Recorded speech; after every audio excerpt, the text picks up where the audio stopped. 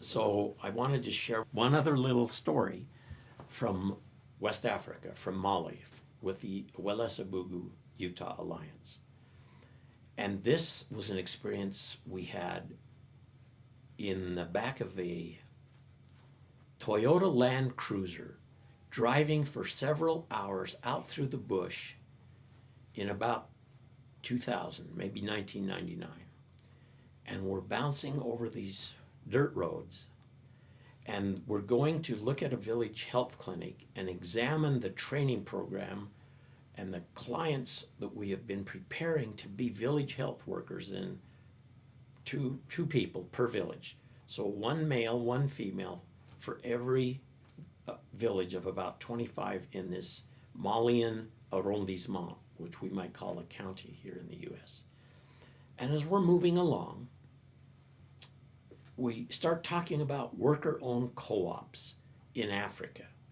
And this doctor, his name was Dr. Bubu, he and I are discussing co-ops, how workers can come together and start their own business collectively and share in the profits when they have success, share the pain when they don't, and in the process, empower the village rather than just help a few individuals. The U.S. economy is more individually based, free enterprise, entrepreneurship. In West Africa, much of the economy is based on co-ops where people labor together to serve each other, to help each other, to lift the group, to lift the community. And so after some discussion and the exploration of the fact that we had been organizing a few women's co-ops, agriculture co-ops at Welesebugu over the years, and we were anticipating going to see some of those and visit with the women leaders, Dr. Bubu asked me this question. He says, "Professor, do you have co-ops like we do in the United States?" And I said, "Oh yes, we have a long history of worker-owned co-ops. My state, the state of Utah, was founded with cooperatives known as United Orders, where pioneer people came together in their desert, just like you do today in your desert, and collectively get access to water and grow crops, build schools, and have a future." And I said, "In fact, even my children have a co-op, my sons." He said, what is their co-op? I said, "Since the time they were 7, we had them mow people's lawns. And at one point, we had 5 of our sons in a little worker co-op, the Woodworth Boys Co-op, the Grass Cutter Co-op." He said, "So what would they do?" And I said, they get jobs and cut people's lawns with lawnmowers, and then they pool their money and collectively can buy something together, like a video game or a computer, or prepare for their college educations, etc." And he said, "So how does it work?" I said, "Well, each of our children would have a day, each of our sons would have a day when he would access the lawnmower, and the others couldn't use it. And he would take the lawnmower and go cut neighbors' yards that he had a contract to cut their lawns every week." And he said, "What is a lawn?" And I realized how out of touch I was and how naive I was to think they would understand what I was talking about. I said, a lawn is something that is green, and it's grasses that grow out of our dirt around our homes in the U.S. And he said, "Oh, like the grasses we have growing here." The grasses they have growing there is millet. Millet produces seeds. We feed them to our birds. There in West Africa, that's a main source of their food. So many African children have extended bellies. They're not starving to death, but they're malnourished because they don't get much protein. And so we're exchanging notes and discussions about African family life and homes and yards versus American family lives and homes and yards. And so I explain that we like lots of grass in our yards here in the U.S., And he said, but I thought you lived in a desert area of Utah, like we have here. And I said, yes, it's very much a desert, but we still want to have yards full of green grass. And I showed him a little photo of grass. And he said, well, that's very different than our grass. I said, yes, ours is domesticated. And he said, do you eat it? Do you eat your grass? And I said, no, we don't eat it.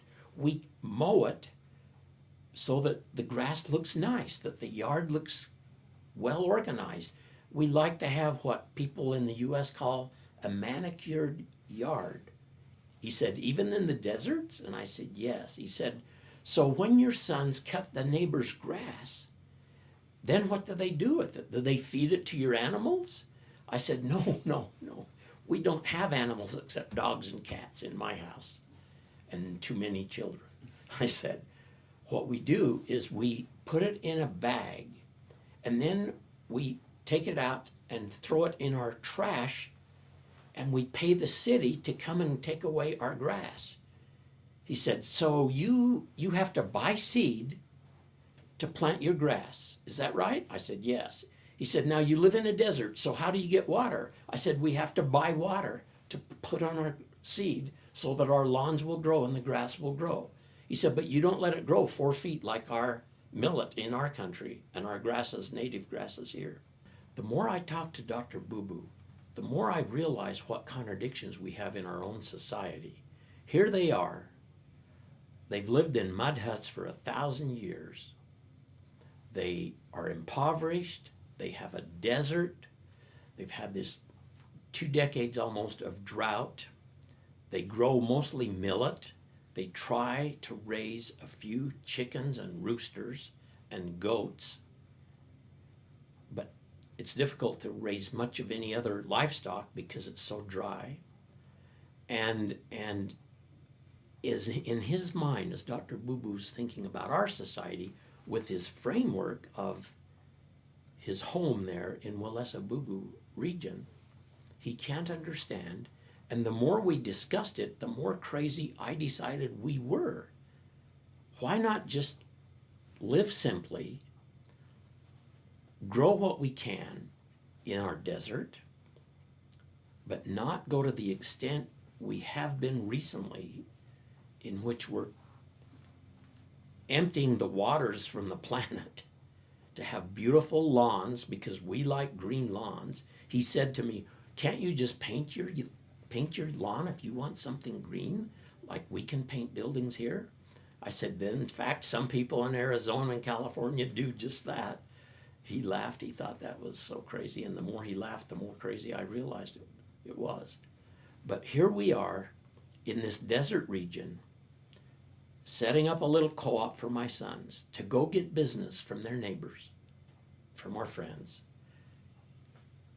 who spent a lot of money buying land, cultivating it, putting fertilizer into it, then planting seeds, then putting in expensive sprinkler systems, and paying a ton of money for their monthly water bills, to then cut that lawn every week, put it in bags, have it hauled to the dump, and not feed any of it to our animals. It just didn't make sense.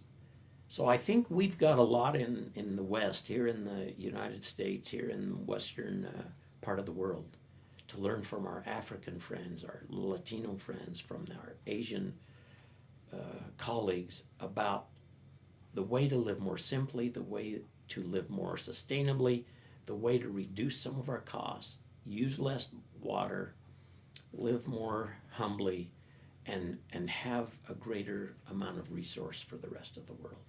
So continuously in this development work, one of the lessons I take away from what I do is that we're not the experts going to the third world to educate them, to train them, to help them improve their lives. It's a reciprocity process.